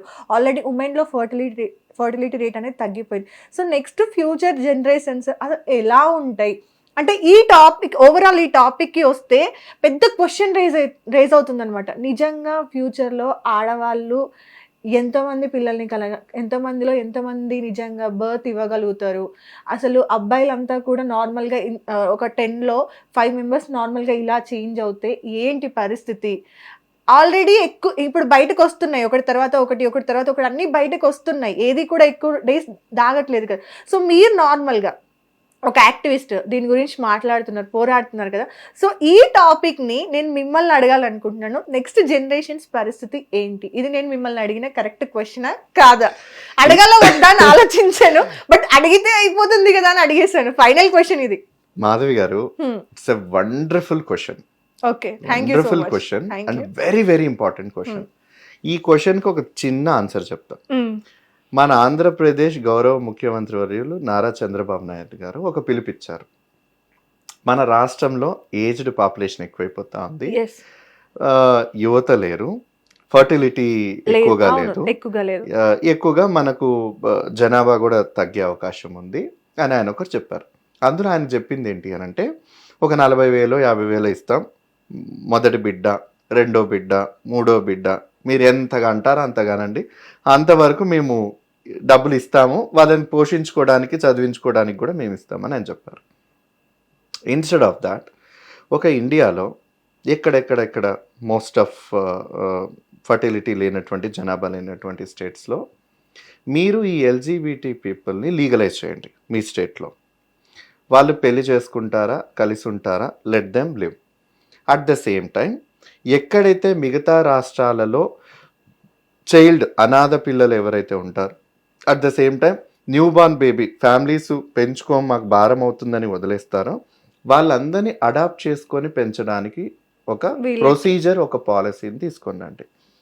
రెండోది, మన సుష్మా స్వరాజ్ గారు ఆవిడ చనిపోకముందు పార్లమెంట్లో ఎల్జీబీటీక్యూ అడాప్షన్ చేసుకోవడానికి లేదా ఐవీఎఫ్ ఇన్విట్రో ఫర్టిలిటీ చేసుకోవడానికి మనకు అవకాశం లేదు, ఓన్లీ సింగిల్ ఉమెన్ చేసుకోవచ్చు కానీ సింగిల్ మెన్ కూడా అడాప్ట్ చేసుకోవడానికి వీలు లేదు అనేది వాళ్ళు అడాప్షన్ సిస్టమ్ కానీ ఈ ఐవీఎఫ్ ఎవరెవరు చేసుకోవాలి చేసుకోకూడదు అనేది ఒక పాలసీస్ తీసుకొచ్చారు.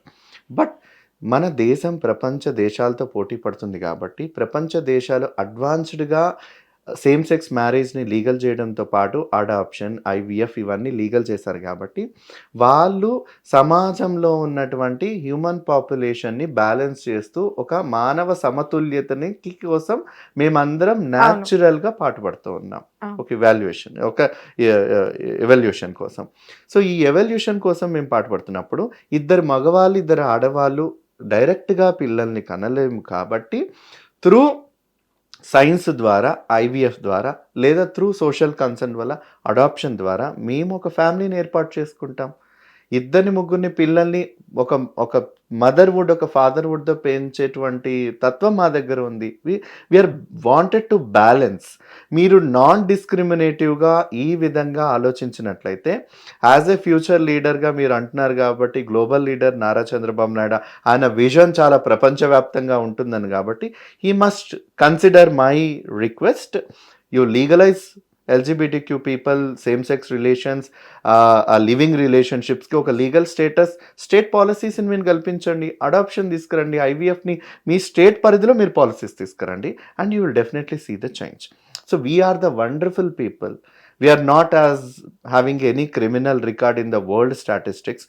మాలో మంచి ఉందే కాబట్టి ఇవాళ ఒక ప్రపంచ వరల్డ్ ఫీఫా జరిగేటువంటి ఇరాన్, ఈజిప్ట్లో రెయిన్బో జెండాలు ఉంటే మేము షోకి మేము రామని ఇరాన్ అంటా ఉంటే మీరు వస్తే రండి, లేకపోతే మేము యునానిమస్గా మేము వాళ్ళనే ఈజిప్ట్ వాళ్ళనే విన్నర్గా డిక్లేర్ చేస్తాం. ఒక రెయిన్బో ఫ్లాగ్ ప్రపంచ స్థాయిలో ఒక రెయిన్బో ఫ్లాగ్ ఉన్నటువంటి ఎల్జీబీటీక్యూ పీపుల్కి ఉన్నటువంటి ఒక మైనారిటీ, చాలా మైనారిటీ, చాలా 1% మైనారిటీ, అంత స్టాండర్డ్ అంత ఉన్నప్పుడు we're in a state. We are not an illegal, we are not unnatural and consider it. So మనం let us sit and policies సమాజంలో మనం అందరం భాగమయ్యి చైల్డ్ ట్రాఫికింగ్ జరగకుండా, చైల్డ్ జెనెటివ్ ముటిలేషన్ జరగకుండా, ఆడపిల్ల పుట్టిందనేది చంపేయకుండా ఇటువంటిదంతా రెడ్యూస్ చేసి మేము హ్యాపీగా మేము పెంచుకుంటాం కదా. మాకు పెట్టండి, రూల్స్ పెట్టండి, రెగ్యులేషన్స్ పెట్టండి సమాజంలో, consider this. So this is a wonderful idea. And ఇది నేను కొత్తగా ఇప్పుడు నేనే చెప్తుంది కాదు, ప్రపంచ దేశాలలో majority of the Canada, UK, Australia, European countries, New Zealand ఇవన్నీ పాలసీస్ చేసి they are living very beautiful way in the world. So అది మన దగ్గరకు తీసుకోనండి. బికాస్ అమరావతి ప్రపంచ స్థాయి రాజధాని అనుకుంటున్నప్పుడు, ఆంధ్రప్రదేశ్ ప్రపంచ స్థాయి గ్లోబల్ కనెక్టివిటీకి పెరుగుతున్నప్పుడు we also have to upgrade and update our mind in that level అనేది నా సిన్సియర్ రిక్వెస్ట్ అనమాట. సీరియస్గా, ఎందుకంటే ఇప్పుడున్న మన గవర్నమెంట్స్ మిగతా విషయాల్ని పక్కన పెట్టి మన ఫ్యూచర్ జనరేషన్స్ గురించి వస్తే ఆడవాళ్ళలో ఆల్రెడీ ఫర్టిలిటీ రేట్ అనేది తగ్గిపోయింది. అది ప్రూవ్ అవుతూనే ఉంది. నార్మల్గా మనం ఎవ్రీడే బర్త్ అవన్నీ తీసుకుంటే కూడా మనకి తెలిసిపోతుంది రోజుకి ఎంతమంది పుడుతున్నారు, ఎంతమంది చనిపోతున్నారు, అసలు మనలో ఎంతమంది ఇప్పుడు మనమంతా కూడా ముసలోళ్ళం అయితే యంగ్స్టర్స్ ఎంతమంది ఉన్నారు. సో ఇండియా ఎక్కడ డెవలప్ అవుతుంది? సో డెవలప్ అవ్వదు. డెవలప్ అవ్వడానికి మనం ఇప్పటి నుండే జాగ్రత్తలు తీసుకోవాలి, మన ఫర్టిలిటీ రేట్ని పెంచుకోవాలి, మనకున్న ఆడవాళ్ళని కాపాడుకోవాలి. అట్లీస్ట్ ఓకే, ఒక ఫ్యామిలీలో ఒక్కరే కనండి, ఇద్దరే కనండి అనేది తీసేసుకొని నిజంగా ఇలాంటివి తీసుకొని వచ్చి ఎల్జీబీటీని లీగలైజ్ అంటే సారీ మీకు ఇంటరప్ట్ అవుతున్నందుకు. ఎందుకు ఇది వండర్ఫుల్ నేను చెప్పనా? బికాస్ మా దగ్గర పెరిగే పిల్లలు లేదా మన జనరేషన్ నుంచి వచ్చేటువంటి పిల్లలు ఒకవేళ కనకపోతే adoption or IVF, they gonna be a beautiful wonderful citizens. Because ఇప్పుడున్న జెన్జీ జనరేషన్ వాళ్ళని మనం చూస్తే కులం మతం ఏ class no we're all humans. పోతే పోంది, నచ్చిన బట్టలు నచ్చినట్టు ఎంత ఒక కుంటోడా గుడ్డోడా నల్లోడా బక్కోడా యూనో ఇవన్నీ వాళ్ళకి అసలు డజంట్ మ్యాటర్. ఎంత కంఫర్టబుల్గా ఎంత ఇంక్లూజివ్గా వాళ్ళు వస్తూ ఉన్నారంటే రీసెంట్ స్టడీస్ కూడా నేను చూస్తే there hardly have the sexual intimacy. ఏదో సెక్స్ చేసుకోవాలి, గాబరాగా అయిపోవాలి, డేటింగ్ హుకప్లా. ఈ 90s వాళ్ళకి ఆతృత ఉండేది, ఆ కామ కోరికలు ఆతృత. దీనివల్ల there are lot many things even. But ఈ జనరేషన్కి ఏంటంటే they are reducing the desires, they are more about the human connections, they are more about the building the you know the togetherness. ఒక మంచి ఒక వసుదైక కుటుంబాన్ని వాళ్ళు ఏర్పాటు చేయడానికి they are having the steps. So ఈ జనరేషన్ వెళ్తే వాళ్ళు కులాంతరం మతాంతరం ఒక సైన్స్ దీన్ని బిలీవ్ చేస్తూ ఒక హ్యుమానిటీని బిల్డ్ చేసేటువంటి జెమ్ కిడ్స్ తయారవుతారు. దానివల్ల ఈ దేశానికి మంచి అభివృద్ధి అండ్ యూనో రాష్ట్రానికి ఒక మంచి అభివృద్ధి without any stereotypes. Child grow చేయడం అనేది మేము ఏదైతే either you as a female either me as a man, మనం అందరం సొసైటీ స్టీరియోటైప్స్ని దాటుకుంటూ మీరు ఈరోజు యాంకర్ అయ్యారు అని అంటే that is not so easy. ఒక ఫీమేల్ ఒక స్టూడియోకి వచ్చి చేస్తూ ఉంటారు అని అంటే ఇంటి దగ్గర ఎన్నో అబ్జెక్షన్స్ వస్తాయి. వంటిల్లి దగ్గర నుంచి యాంకర్ రావడం అనేది it's lot of a journey. ఒక hidden truth of my life దగ్గర నుంచి మీ దగ్గరకు వచ్చి మీ ముందు నేను స్ట్రగుల్ ఇస్ సేమ్. నో, నా లైఫ్లో నేను ఎన్ని స్ట్రగుల్స్ చేసుకొని నేను ఇక్కడ కూర్చొని మీకు ఇంటర్వ్యూ చేస్తున్నా, మీరు మీ లైఫ్లో అవన్నీ స్ట్రగుల్స్ ఫేస్ చేసుకొని as female as a role model, you are having an independent and individual life being as a woman empowerment. So we are not less than anybody. So we know how to raise our child. Yes. We know how to live dignity and respectful and inclusive in the society. So we are the best people, yeah. Why the stupid caste politics or stupid ఈ ఒక majority of the section of సొసైటీలో ఉన్నటువంటి కరడుగట్టిన బుర్రలకి మమ్మల్ని అందరినీ బలి చేసి వాళ్ళకే జై కొట్టేసేసి మన మైనారిటీస్ మన వాళ్ళందరినీ కూడా మభ్యపెట్టేసి మూసేసేయడం వల్ల మన ఎదుగుదలని మన డెవలప్మెంట్ని మన కమ్యూనిటీ డెవలప్మెంట్ మనం కిందకి దోసేసుకుంటాం. We should be in the global happy country index. Andhra Pradesh ఆయన అప్పుడు వారం హ్యాపీ సండే ఏవో ప్రోగ్రామ్స్ చేస్తూ వచ్చారు. ఎంత హ్యాపీగా ఉన్నారు నా ప్రజలు, నా ఆంధ్రప్రదేశ్ ప్రజలని. ఇది వరల్డ్ ఇండెక్స్లో చూసుకోండి, హ్యాపీ కంట్రీలో ఫిన్లాండ్ ఉంది. ఎందుకు ఉంది అని అంటే నువ్వు కుంటోడా గుడ్డోడా నల్లోడా బక్కోడా, నీ కులం అది నా కులం ఇది, నీ గోత్రం అది నాకు, ఈ గొడవలు పంచాయతీలు కొట్లాట్లు అవేం లేవు అక్కడ. The living as they wanted to live. That is how the inclusive policy scheme. మీరు తీసుకురండి and we will live in a beautiful non-discriminating inclusive world and we are all having happy life together kada. Live and let live, idi తీసుకురండి. That is a more enough for everybody, for recognizing and reconnecting human beings. I all believe. And thank you so much Madhavi garu for a wonderful interview. Thank you so much అండి. నిజంగా అంటే last నేను ఆ question అడగాలో వద్దా అనుకున్నాను, but beautiful explanation. Thank you so much. చూసారు కదా, అది మన విష్ణు తేజ్ గారితో ఈరోజు డిస్కషన్ అనమాట. నెక్స్ట్ ఇంటర్వ్యూలో మళ్ళీ కలుద్దాం. Thank you so much. Hit TV app, ఇందులో short news, live news, entertainment shows, movies, digital magazines తో పాటు మీ జిల్లా వార్తలను కూడా ఫ్రీగా చూడొచ్చు. ఇంకెందుకు ఆలస్యం, వెంటనే హిట్ టీవీ యాప్ ని డౌన్లోడ్ చేసుకుని ఫ్రీగా ఎంటర్టైన్మెంట్ పొందండి. Hit TV app. Hit TV app. Please download hit TV app. Hit TV app ని ఫ్రీగా డౌన్లోడ్ చేసుకుని ఎంజాయ్ చేయండి. మీకు నచ్చిన ఎంటర్టైన్మెంట్ కోసం హిట్ టీవీ యాప్ ని ఫ్రీగా డౌన్లోడ్ చేసుకుని ఎంజాయ్ చేయండి. హిట్ టీవీ యాప్ ని డౌన్లోడ్ చేసుకుని ఆస్వాదించండి, ఆశీర్వదించండి. ఇంతమంది సెలబ్రిటీలు హిట్ టీవీ యాప్ ని డౌన్లోడ్ చేసుకోండి అని చెప్తున్నారంటే ఎంత మంచి యాప్ ఆలోచించండి. అమెరికా అమెరికాలో చదవాలనుకునే వాళ్ళకి విశ్వసనీయమైన పేరు మన శౌర్య కన్సల్టెన్సీ. UK లో 1 year masters, UK లో 1 year masters, 2 years work permit up to 5 years visa. Contact Saurya Consultancy. Contact 89851 89851.